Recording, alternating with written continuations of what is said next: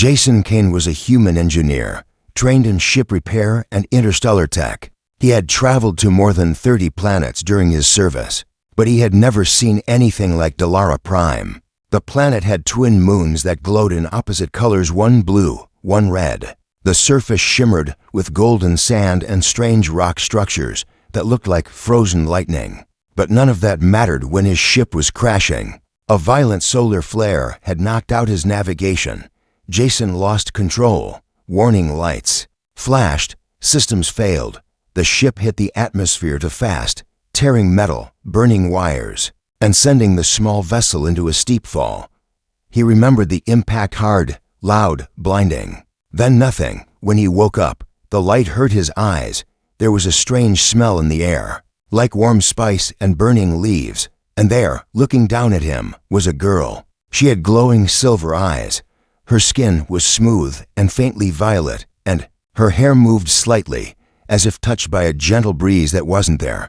"I am Lyra," she said softly. "You are safe, you are chosen." Jason blinked. Pain ran down his shoulder. His suit was half torn. He was lying on a smooth rock bed inside what looked like a natural cave, but it was warm, with soft lights on the walls that pulsed gently. What happened?"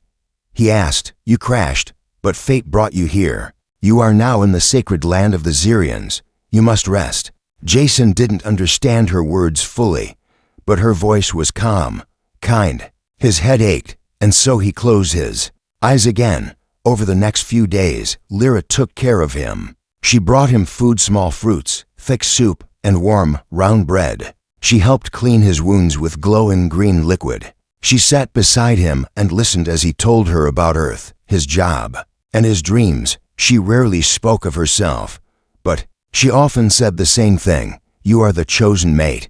The stars led you here." Jason thought she was being poetic. He assumed it was just their way of saying thank you. But then something strange happened. One evening, after his wounds had healed, Lyra brought him a small, golden cup. The liquid inside was red and thick like syrup. It smelled of roses and rain. "This is the binding drink," she said. "It will mark the start of our shared path." Jason laughed nervously. "Shared path? You mean a ceremony?" Lyra tilted her head. "A bonding between mates." Jason hesitated, but he was tired, confused, and not thinking clearly. He thought it was just a cultural thing, maybe a thank you. Tradition. He drank. The liquid burned slightly, then cooled in his throat. Lyra smiled. The walls of the cave began to glow brighter. Wind whispered through the entrance. Somewhere outside, animals howled into the night. Jason felt connected, not just to Lyra, but to everything around him. That night, she slept near him. Nothing happened physically, but it felt important, sacred. He didn't understand it fully, but he didn't want to break the moment.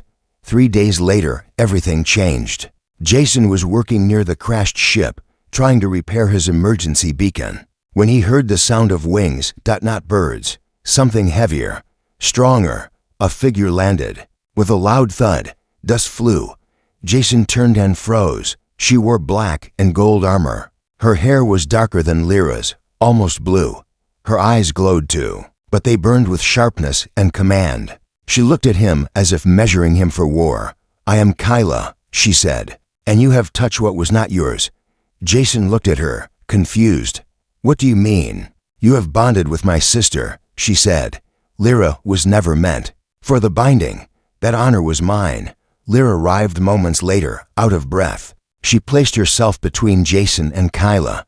"It's too late," Lyra said, her voice shaking. "The bond has been sealed. I carry his child." Kyla's eyes narrowed. Jason's world turned upside down. He had no idea what that drink meant. He had no idea that by accepting it, he had married into a sacred alien tradition. And he had no idea that Lyra and Kyla were twin princesses, daughters of a powerful family that had chosen a human as part of a prophecy. But now Lyra was pregnant, and Kyla, the real chosen one, had been denied her place. Jason stood between two sisters, one soft and kind, one fierce and proud. One carried his unborn child, the other demanded her right. And the planet, Dallara Prime, was watching.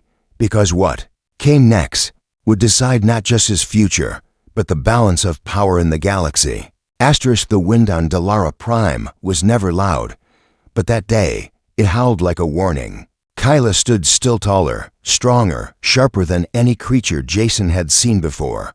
Her armor reflected the red glow of the twin moons. Her fingers rested on the hilt of a curved blade hanging at her hip. She didn't blink. She didn't speak. She only stared. Jason felt like prey. "You broke a sacred bond," Kyla said finally, her voice cold like steel. "But not with her. With me." Jason opened his mouth, but no words came out. Lyra stepped forward quickly, her eyes pleading. "Kyla, please." He didn't know. He's not from our world. He thought it was just kindness. Kyla's jaw clenched. "And now you carry his child." Jason stepped back, heart pounding. He looked at both sisters. Wait a second. You two are twins?" Kyla nodded. "Daughters of the Xerian high bloodline. I was trained for the binding since I was born. But when the chosen fell from the sky, you reached her first." Jason ran a hand through his hair. "I didn't choose anyone. I was half dead. I drank something because she said it was healing." Lyra's eyes filled with tears. "I told you it was a bonding drink, but you didn't understand." Kyla took a step forward. "It doesn't matter anymore. The bond is sealed. You carry our legacy now." Jason's voice cracked. "What do you mean, our?" That night, under the pale light of the twin moons, the truth came out. The Xerians believed in twin fates. When a human fell from the sky during the moon cycle of alignment, it was believed that he was destined to mate with one of the royal twins and bring a new age to their people. But never had both sisters been linked to the same man. Jason had unknowingly created a fracture in an ancient belief. And worse, the council would soon find out. "I don't want to be part of a prophecy," he said quietly, sitting on a rock near his broken ship. "I just want to fix my beacon and go home." "You can't." Lyra whispered. "You've been marked. You drank the sacred bond. Your blood carries our code now. And the child you made," Kyla added, "belongs to both our worlds." Jason looked at Kyla. Her tone had softened slightly. She didn't look angry anymore, just conflicted. Proud, yes, but there was something else in her eyes. Pain, maybe, regret. "You still want me to bond with you too?" he asked, voice low. She didn't answer right away.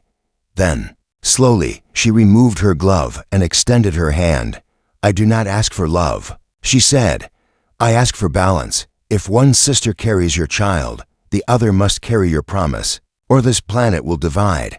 Jason stared at her hand, then at Lyra, standing behind her, silent and unsure. This wasn't just about him anymore. It was about ancient customs, bloodlines, balance, power, and somehow, without meaning to, he had become the center of it all. The next morning, Kyla showed him the sacred grounds. It was a circular space surrounded by white crystal stones. In the center was a glowing pool. This was where royal vows were made, where the stars listened. "If you say the words, the council will recognize me as your second mate," Kyla said. "They won't question Lyra. They won't harm the child." "And if I don't?" Jason asked. "Then the council will declare the bond broken, the child will be taken, and you will be exiled or executed." Jason turned pale. "You're giving me a choice with no real choice." Kyla looked away. "I'm giving you a path where no one dies." That night, Jason stood between the sisters once again. He didn't speak the vows yet. He didn't touch the water, but he made a silent promise to himself. He would find a way to protect them both, even if it meant staying, even if it meant fighting, even if it meant losing everything else. Because deep down, Jason knew something Lyra and Kyla didn't. He wasn't chosen by fate. He was chosen by accident. And that made him dangerous, because he had nothing to lose but everything to protect. The sky cracked open, not with thunder or storm but with silence. Jason stood in the center of the high Spira mountain, carved by ancient hands and hollowed by time. It rose above the Xerian capital like a crown of stone, piercing the clouds. Inside, 13 council elders sat in a half circle, their faces hidden behind gold-veined masks, their robes flowing like mist. At their feet, the floor pulsed with light and old technology fused with something organic. The walls whispered in a language Jason couldn't understand. and he was on trial. Lyra stood to his right, visibly trembling. Kyla stood to his left, still and fierce. But Jason stood alone. One of the elders, voice heavy with age and echo, finally spoke. "You have corrupted the line of light." Jason swallowed. "I didn't mean to. Meaning is irrelevant. You drank the bloodroot elixir without understanding its bond. You accepted a mate without knowing her name." And now another voice cut in female, sharp like glass. "You carry the seed of both sisters, one in body, one in fate." Jason blinked. "Wait, what does that mean?" A third elder leaned forward. "The prophecy of Dalara Prime speaks of a human, a traveler, one who chooses, one who destroys." The room darkened. A circular hologram rose in the era vision from long ago. It showed a human-like figure, wrapped in light, holding hands, with two alien women. But the vision twisted. One sister glowed, the other burned. Then the ground split. The moons turned black. Jason stepped back, chilled. "That's just a myth," he muttered. Kyla's voice was low. "To them it's not." The council gave him 3 paths. Dissolve the bond. Drink the severing root. Lyra would forget. The child would fade. But Kyla would rise as the soul chosen. Honor the twin bond. Bind with Kyla as well, but by law. Their offspring would be tested. If found unstable, both children would be terminated. Refuse the council. Choose his own way. But the punishment was death for him, and exile for both sisters. Jason looked at Lyra, eyes full of fear, then at Kyla, jaw tight with silent rage. "I didn't ask for any of this," he said quietly. "But you drank." One elder replied. "And now, the stars have recorded you." Later that night, Jason sat on the balcony of the council's chamber tower, looking out at the twin moons. He wasn't an adventurer. He wasn't a soldier. He fixed engines and followed manuals. But now, the fate of 2 sisters and maybe more rested on a choice he never wanted to make. Lyra joined him, gently placing a hand on his arm. "I don't want you to choose pain," she whispered. "If the child is too much, I will go far away." "No," he said firmly. "You didn't trick me. You saved me. And this isn't just about tradition. Someone on that council wants our bond to break." I could see it in their eyes. Kyla stepped out from the shadows. I saw it too. Jason stood. "Then, maybe, we stop letting them decide." Lyra looked afraid. What are you saying?" Jason turned toward them both. "I'm saying the council wants control. But I'm not from here. I don't follow these rules. I'm not their prophecy. I'm just a man, but I'll fight if I have to." And in the shadows of the chamber, a listening device blinked red. The council was already watching. And Jason Kane had just declared war without knowing it. The child was not yet born, but it had already started speaking. Not with words, not with sound, but with dreams. Jason Kane had stopped sleeping peacefully every night. As soon as he closed his eyes, he saw flashes blinding cities made of light, floating temples above oceans of glass, and at the center of it all, a heartbeat. A heartbeat not his own. It was always the same rhythm, steady, strong, and strange. Lyra watched him toss and turn each night. Her hand would rest on her stomach, glowing faintly in the moonlight. "The baby is aware," she whispered one evening. Jason sat up, breath heavy. "You feel it too?" She nodded slowly. "He or she dreams. Sometimes I see colors I can't name. Sometimes I feel your emotions before you even speak them." Jason looked at her stomach. "That's not normal." "No," said a new voice from the shadows. "It's not." Kyla stepped into the room, holding a glowing scroll. "This came from the genetic seers," she said. "They've completed the first scan of the fetus." Jason looked up sharply. "Already? That fast?" Kyla handed him the scroll. "That's the problem." The scroll unfurled, revealing rows of pulsing symbols. Jason couldn't read them, but he could feel something wasn't right. "The child's DNA, is he changing?" Kyla said. "It's rewriting itself faster than any known hybrid." Jason frowned. "Like mutation?" "No," she replied. "Like evolution." 2 hours later, they stood in the underground labs beneath Wombspire, the most secret facility on Dalara Prime. Only high bloodline members and war-bonded mates were allowed inside. Jason never imagined he'd be either. In a glowing tank at the center of the lab, small particles floated, samples of the unborn child's blood. Lights scanned it constantly. Machines beeped with nervous energy. A Delaran medic approached, his face pale. "We believe this child holds triple coding," he said carefully. "One from the human donor, one from the Xerian mother, and one that is unclassified." Jason blinked. "Unclassified?" The medic nodded. "We have never seen it before, not even in the archives." That night, Jason sat alone in the Crystal Gardens. Kyla joined him. "They're scared," Jason said. "Yes. Why?" She looked at him. "Because this child may not just be a blend of two worlds. It may be the bridge between species."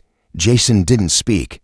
Kyla looked up at the twin moons. Long ago, before the council ruled, there were stories of a being born from mistake, who would unify enemies by simply existing. The council erased those texts, but some survived. The stories called the child the Shiftburn. Jason stood up, voice tense. "You're saying our child could be that?" "I'm saying," Kyla replied, "if the council believes that, they will try to stop it before it's born." Suddenly, Lyra screamed. Jason ran. He found her on the floor, holding her stomach. Her body was glowing unnaturally, her eyes wide with pain, but she wasn't bleeding. "She spoke to me." Lyra gasped. "The baby?" She spoke. Not in words, in symbols. Jason knelt beside her. "What did she say?" Lyra clutched his arm. Whispering through tears, she said, "We are not one. We are three." Jason froze. "What does that mean?" Kyla paled. "She's carrying twins." Lyra nodded slowly.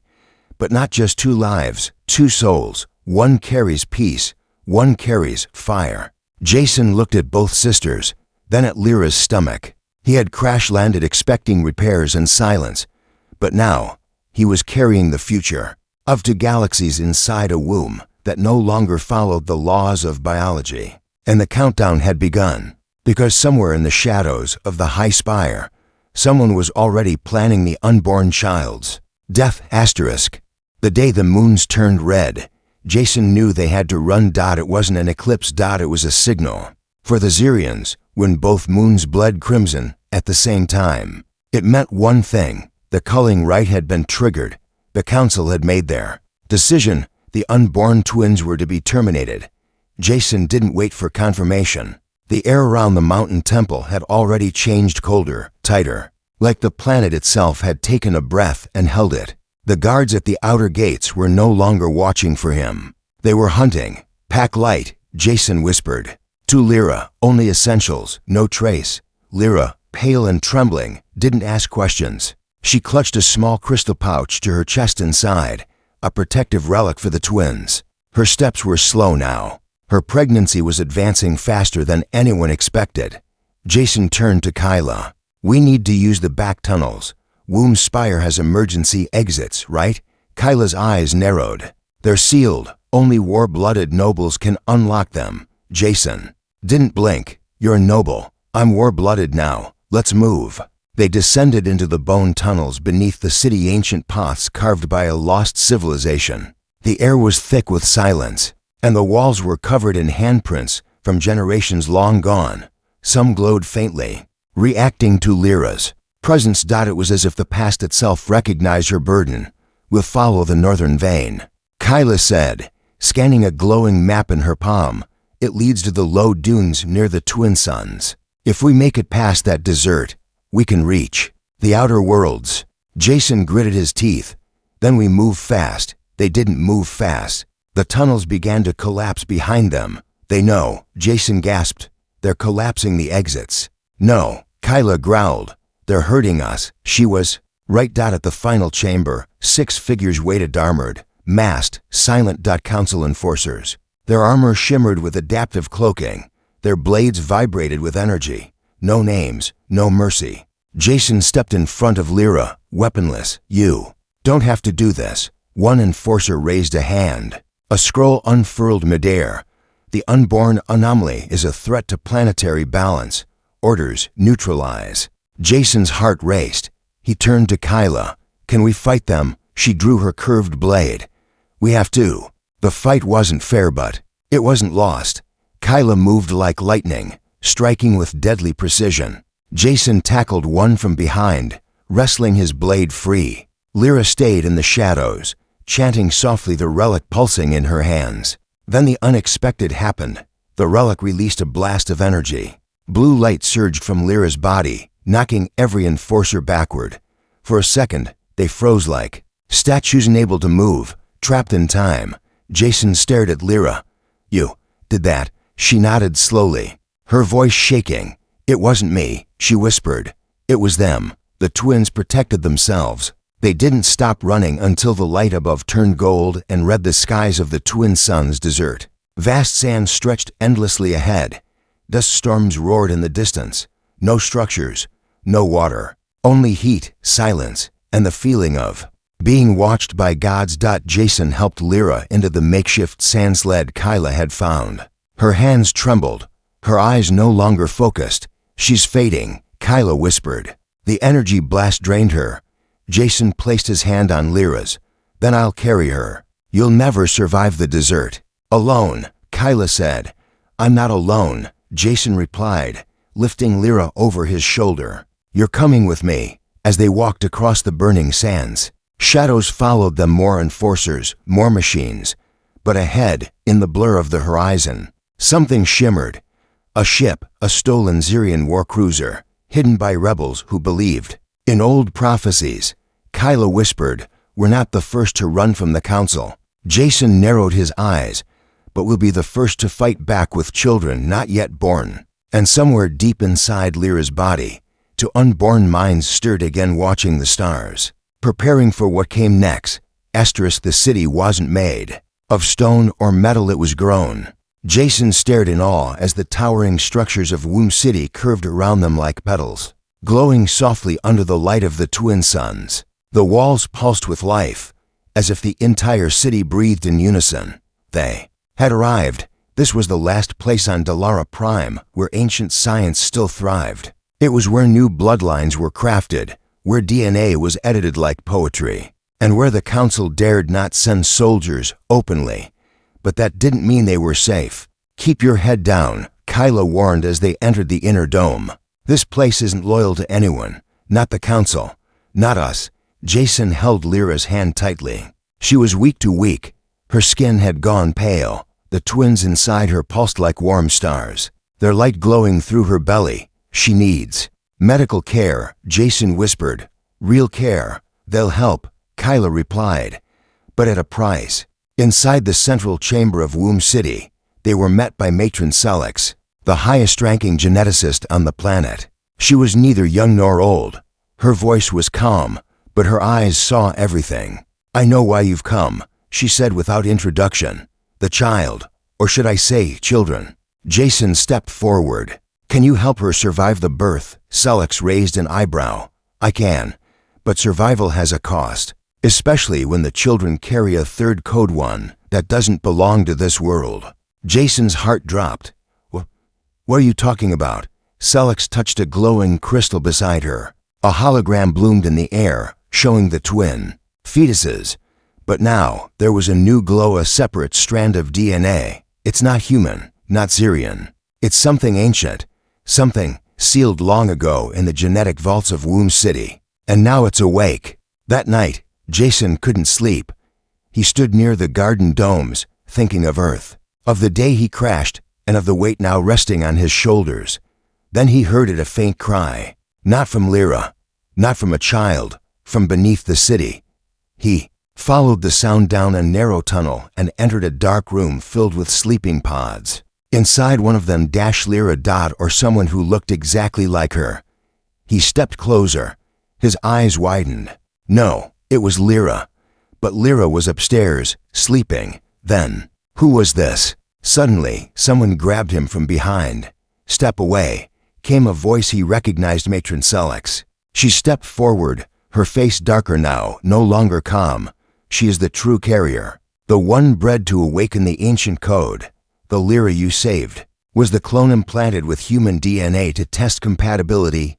Jason felt sick. "You lied," he whispered. "We prepared. she replied. Dalara's future cannot be left to chance. Jason fought back. He tore away, ran through the corridors, dodging guards, alarms screaming behind him. He reached the main chamber just in time. Kyla stood over Lyra's bed, sword drawn. The room was surrounded. You brought us here to steal the twins, Kyla growled. Celix entered calmly. Not steal. Save. If born under emotional stress, the children may collapse in on themselves. They must be separated, grown in containment, controlled. Jason stepped between them. No, he said. They'll be born free, natural, wild, human and Xerian and whatever else they are. Celix's tone turned cold. Then you've made your choice. Kyla threw a flashblade at Jason, grabbed Lyra, and they ran again. But this time, Womb City fought back. Walls closed, floors shifted, machines activated. The entire place tried to keep them inside. Kyla slashed through barriers. Jason carried Lyra, and as they reached the exit dome, something incredible happened. The twins fought back. A wave of invisible energy burst from Lyra's body, knocking the guards to the ground. Doors unlocked themselves, lights shattered. The city screamed. Jason looked down at her stomach, breathless. They're not just alive, he whispered. They're aware. Outside the city, they collapsed in the desert sand, and far above, hidden in the shadows of orbit, a council dreadnought turned its weapons toward them. The time for running was over. The sky over Dalara Prime turned black for the first time in 10,000 years. Jason stood on the edge of the Cliff of Echoes, with one sister beside him and the other bleeding behind him. Kyla had been stabbed. Lyra was in labor, and the council's army was descending like a tidal wave of metal and rage. Choose, came the voice of the High Council Elder, amplified across the land. One child will survive, one will die. Choose. Jason's heart pounded like war drums. His hands trembled. But then the air cracked. A soundless blast, pure light trickled from Lyra's body. And Jason saw them, the twins, not yet born but standing before him in vision. One boy, one girl, eyes glowing like stars. They held each other's hands, and the girl spoke. You are not here to choose who lives. You are here to refuse. Jason stepped forward. Slowly, calmly, fire rained behind him. The mountain shook. No, he said aloud. I will not choose. I will protect. And then the twins were born, with power that broke the law of prophecy, with voices that bent the stars, with a name that history had tried to erase, Shift Burn. And Dalara Prime would never be the same again.